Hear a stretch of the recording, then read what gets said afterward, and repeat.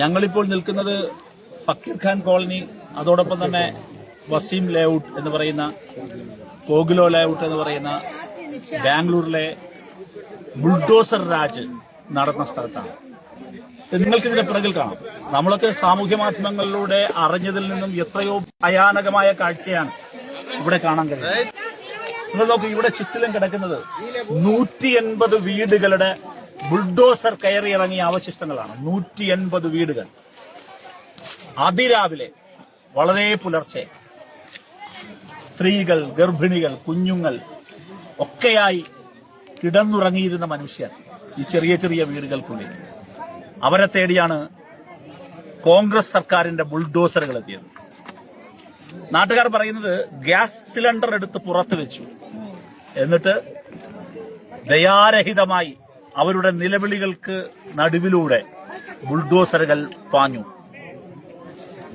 1-2 മണിക്കൂറുകൾ കൊണ്ട് 180 വീടുകൾ, 350 ഹൗസസ്, വീടുകൾ ഇടിച്ചു നിരത്തി. അതിന്റെ അവശിഷ്ടങ്ങളാണ് നിങ്ങൾക്ക് ഈ കാണാൻ കഴിയുന്നത് മുഴുവനും. 1000 പേരാണ് ഇതിലൂടെ കുടിയിറക്കപ്പെട്ടത്. 1000 പേർ. ഇവിടെ എന്നെ അത്ഭുതപ്പെടുത്തിയൊരു കാര്യം, കോൺഗ്രസ് നടത്തിയ ഈ ഏറ്റവും തെറ്റായ, ഒരാൾക്ക് നീതീകരിക്കാൻ പറ്റാത്ത ഈ പ്രശ്നത്തെ ന്യായീകരിക്കാൻ വേണ്ടി വേറൊരു കൂട്ടർ ഇവിടെ വന്നൊരു വീഡിയോ എടുത്തു. എന്നിട്ട് പറഞ്ഞു ഇതില് മുസ്ലിംസും മാത്രമല്ല എന്നാണ് പറയുന്നത്. അതെ, മുസ്ലിംസ് മാത്രമല്ല. ആരൊക്കെയാ ഉള്ളത്? Muslims and Dalits. മുഴുവൻ വിക്ടിംസും മുസ്ലിംസ് ആൻഡ് ദളിത്സ് ആണ്. ഈ രംഗത്ത് പ്രവർത്തിച്ചുകൊണ്ടിരിക്കുന്ന സംഗമ എന്ന് പറയുന്ന ഓർഗനൈസേഷൻ, ആ സംഗമ ഓർഗനൈസേഷന്റെ എല്ലാ നേതൃത്വം കൊടുക്കുന്ന മേഡാണ് ഇപ്പൊ എന്നോടൊപ്പം ഉള്ളത്. വളരെ ഏറ്റവും മനോഹരമായി ഈ പ്രവർത്തനങ്ങൾ അവർ ഇടപെട്ടുകൊണ്ടിരിക്കുകയാണ്. മുഴുവൻ മാർജിനലൈസ്ഡ് പീപ്പിൾ ആണ്. മുസ്ലിംസും ദളിത്സും മാത്രമാണ്. ഇന്ത്യയിൽ സംഘപരിവാർ രാജ്യത്തെമ്പാടും ബുൾഡോസറുകൾ കയറ്റിയിറക്കുന്നത് മുസ്ലിംസിനും ദളിത്സിനുമെതിരെ മാത്രമാണ്. സംഘപരിവാർ ഗവൺമെന്റ് ഇന്ത്യയിൽ എല്ലായിടത്തും ബുൾഡോസർ നടത്തിയത് മുസ്ലിംസും ദളിത്സുമാണ് വിക്ടിംസ്. അതുപോലെ ഇവിടെ മുസ്ലിംസും ദളിത്സിനെയും ഞാൻ ചോദിക്കുന്നു, ഇവർ പറയുന്നത് ഇവിടെ മുഴുവൻ പേരുടെ കയ്യിലും ആധാർ കാർഡുണ്ട്, വോട്ടർ പട്ടികയിൽ ഇവർ അംഗങ്ങളാണ്, വോട്ടർ ID കാർഡുണ്ട്, ഈ പാവങ്ങളുടെ കയ്യിൽ റേഷൻ കാർഡുണ്ട്. എന്നിട്ടാണ് ഇവരെല്ലാം ഇന്ത്യൻ സിറ്റിസൺസ് ആണ്, ഇന്ത്യൻ പൗരന്മാരാണ്. ഇവരെ എന്തിനാണ് ഈ ബുൾഡോസർ കയറ്റി ഇടിച്ചു നടത്തിയത്?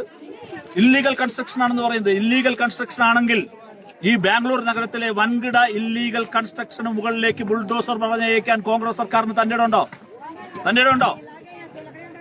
ഈ ബാംഗ്ലൂർ നഗരത്തിൽ ഇല്ലീഗൽ കൺസ്ട്രക്ഷൻ, ഇല്ലീഗൽ എൻക്രോച്ച്മെന്റ്, അതിന്റെ ഒരു ഓഡിറ്റ്, വൈറ്റ് പേപ്പർ ഇറക്കാൻ, ഒരു ധവളപത്രം ഇറക്കാൻ കോൺഗ്രസ് സർക്കാരിന് കഴിയുമോ? എന്തുകൊണ്ട് ആ വൻകിട കെട്ടിടങ്ങളിലേക്ക് നിങ്ങൾ ഇല്ലീഗൽ കൺസ്ട്രക്ഷന്റെ പേരിൽ ബുൾഡോസർ അയക്കുന്നില്ല?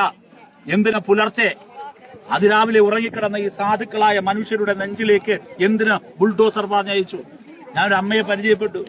ആ അമ്മയുടെ മകൾ 9 മാസം ഗർഭിണിയാണ്. പിഞ്ചു കുഞ്ഞുങ്ങളുണ്ട്.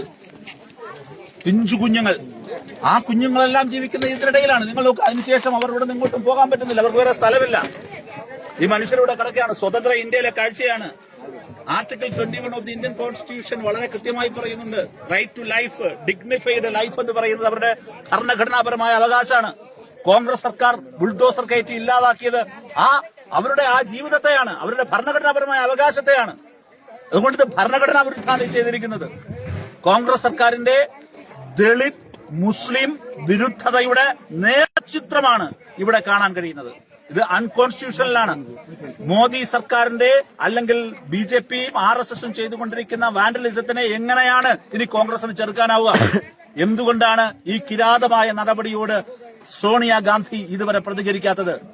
അതുകൊണ്ട് DYFIക്ക് ആവശ്യപ്പെടാനുള്ളത്, രാഹുൽ ഗാന്ധിയുടെ ശബ്ദം എവിടെ? പ്രിയങ്ക ഗാന്ധിയുടെ ശബ്ദം എവിടെ? സോണിയാഗാന്ധിയുടെ ശബ്ദം എവിടെ? കർണാടക സംസ്ഥാനത്തിന്റെ ഭരണത്തെയും പാർട്ടിയെയും കയ്യിൽ വെച്ചു കൈകാര്യം ചെയ്യുന്ന KC വേണുഗോപാലിന്റെ ശബ്ദം എവിടെ?